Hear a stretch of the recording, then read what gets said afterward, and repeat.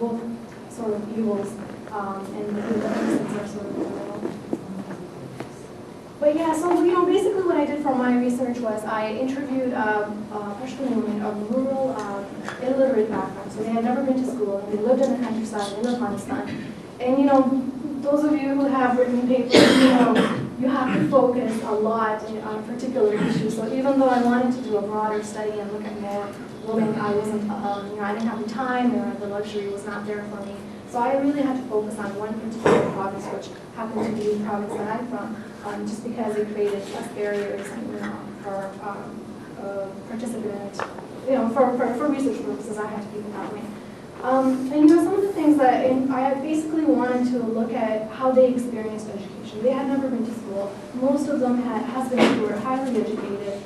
They had children who were going to schoolings, and they also had brothers who had been in school. They had fathers who were teachers, so they came from good educated families, but they themselves had never been to school. So I was really interested in learning more about how they saw that. How did they see their brother going to school?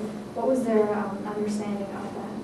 And through that whole thing, some of the conclusions I drew were the idea of the disconnect between Afghan women. So these particular women, these Pashtuns women that I talked to, actually did not feel represented by the Afghan women that we were hearing and reading about in the West, and they did not feel represented by, even within Afghanistan, they didn't feel represented by women in the cities, women who didn't speak Pashto. They felt the same difference that they would feel towards a woman from a different country. They were very, very selective in who they identified with, and they identified exclusively with women who were like them. So they had to be Pashtun, and they had to also be religious, like them, and also illiterate, because they found that women who were educated used it as almost like a caste system, and they didn't feel comfortable talking to them. And then, I go back to Dupree, and she talks about, Dupree is that scholar that, she's a famous anthropologist who talks a lot about Afghanistan. And she defines a Afghan woman as like a pyramid, and basically at the top of the pyramid are 15% of the women who are urban and educated. And then the mass 85% are rural and illiterate. So my participants would probably fall under the 85%. So what my participants were telling you sort of confirmed this whole pyramid idea. And then a lot of the women I talked to were so defensive on being Pashtun. So when anything I said that might have contradicted being Pashtun, like if I said, why didn't your father send you? Or maybe you should have gone, they got really defensive, and they're like, no, these Westerners, they come and they don't know our culture and blah, blah. So they felt really threatened by people from outside, and they felt like they had to protect their identities, which they saw synonymously with being Pashtun. So being Pashtun for them was not a language, it wasn't an ethnic group, it was who they were. So, anytime you got used to Pashto or Pashtun, they really became very defensive. And there's another scholar who has actually written a very good book on this, and she talks about this whole idea of, her name is Bernadette Grima, and she talks about this whole idea of, you don't just speak Pashto, you do Pashto. And this is something I think a lot of us in this room, it's not new to us. But you have to document it as a to a student. So I did, and yes, my participants confirmed this. How much time do I have? I know what point it is. And then the other thing that my participants also brought up was this, they were very suspicious of formal education themselves. So they were, they viewed educated women with a lot of suspicion. They would kind of like, look you up and down to see if you believed in God, if you followed, if you prayed, if you did all these other Islamic things, if you did some Pashto things, you must stay on the whole day. So they were very, very, I remember when I went back home too, like, the first thing my mom's brothers, they were more concerned about whether I knew how to pray than how nice I am or who I am or, what I do, things like that.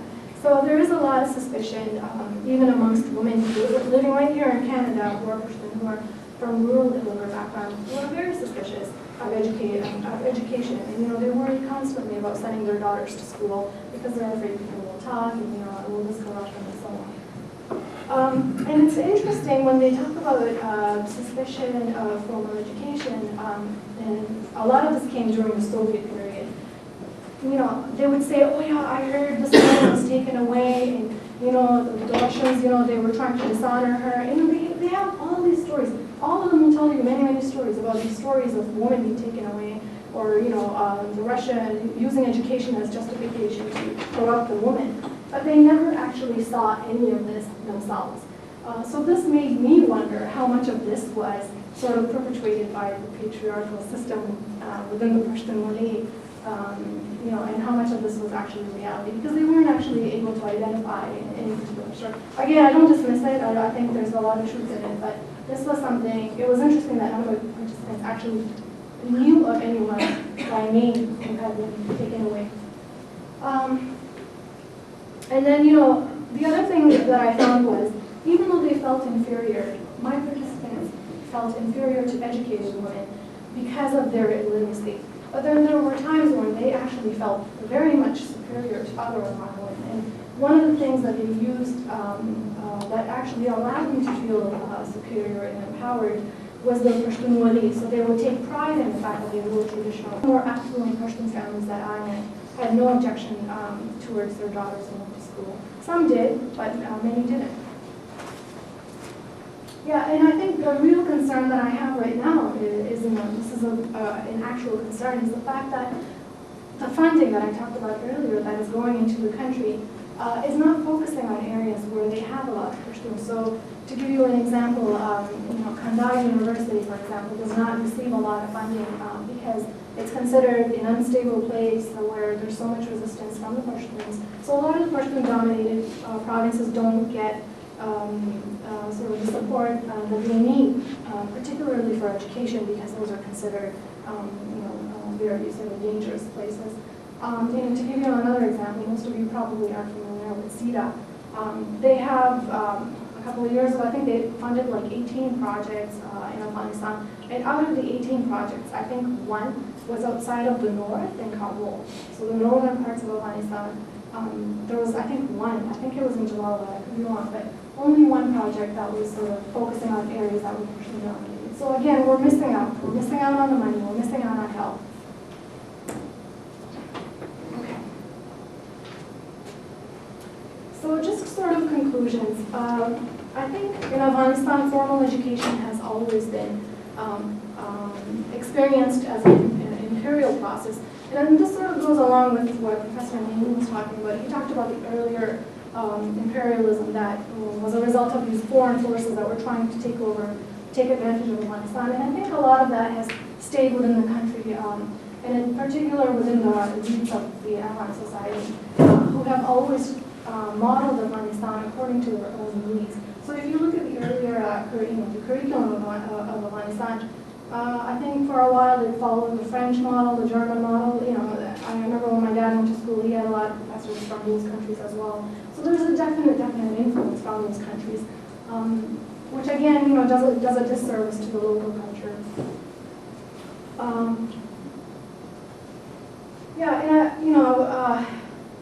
Pashtun women are not there to speak for themselves. We don't really have. I haven't really come across anything where you read a book that's written by a Pashtun woman that talks about the Pashtun experience from a Pashtun perspective. You don't read it, but you read countless other groups who have done the same. But we haven't. We don't have the women that are there to do that.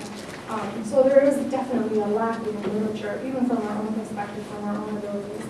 And the other major conclusion that I have is this whole contradiction between the state policies and the realities on the ground. So, whatever they've designed, it was done sort of, again, to fulfill their own needs, but I find it interesting that sometimes they'll put it in policy, but then they'll do something else that actually limits the policy that they've put in place. So if they talk about, for example, being an Islamic state and respecting Islam and so on and so forth, but then they'll say something about, respecting culture.